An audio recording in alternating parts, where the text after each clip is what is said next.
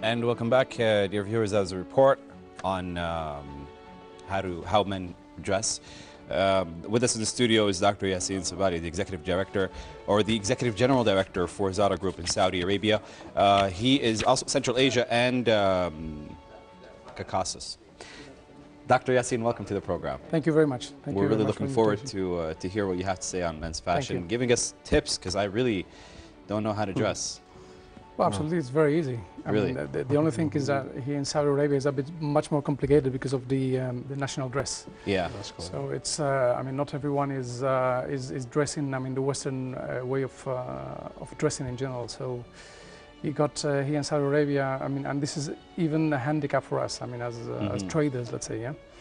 So we, our main customer, I mean, used to be, you know, going from 16 years old till the 21 to 22 years old, which is the age of, you know, going to the university. Yeah, yeah. And after that, of course, you know, you know, you used to start with the thobe, which is the national, the national dress. And after that, you know, from the 21, 22 years old, I mean, onwards, it's.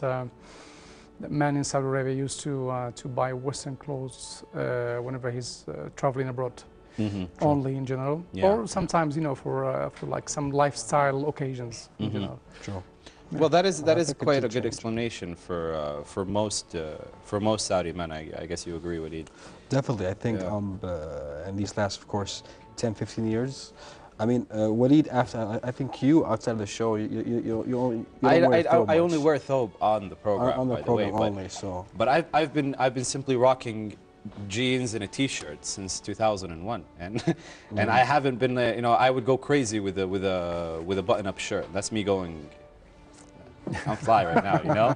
So of course, a lot of viewers like me do really need a wake-up call in the world of men's fashion. Well, actually, I believe, I mean, it is about culture, the culture of the country in general. Yeah. I mean, we cannot change the culture of the country, and I mean, we are not willing to do it. I mean, in general, what we want to do is just to buy the to sell to Saudi customers the latest in fashion in general.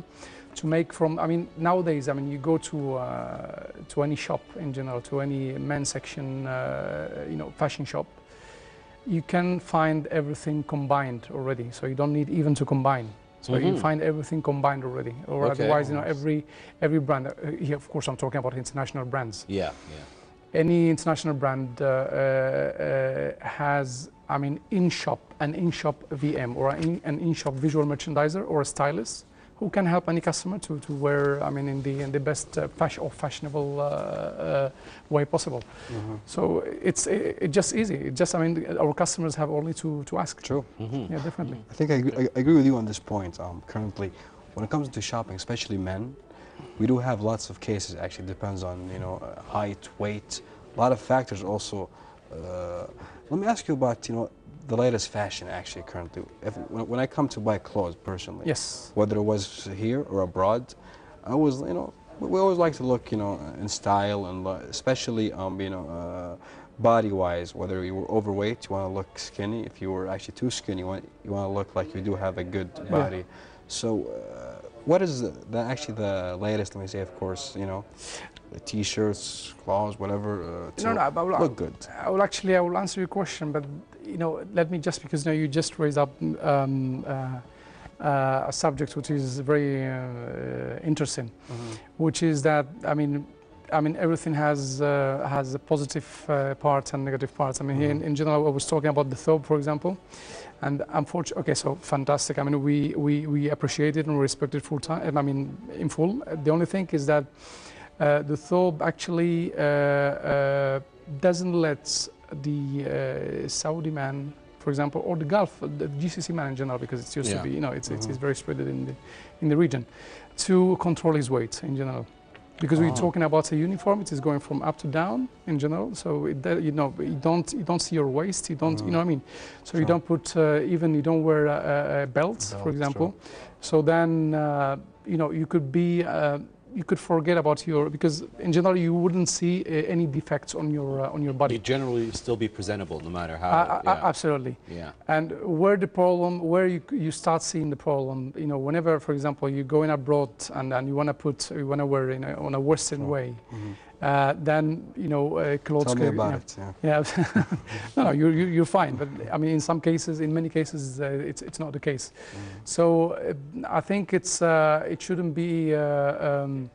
I mean, as I said, it's the national dress. We should respect it, but at the same time, we should definitely take care of our weight because. It's with this national dress. I mean, we cannot see, you know, how our body it is getting developed. You know what I mean?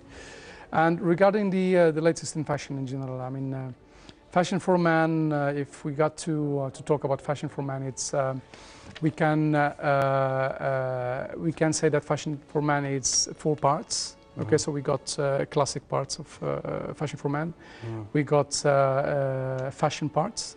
Then we got sports classic, and then we got sport fashion.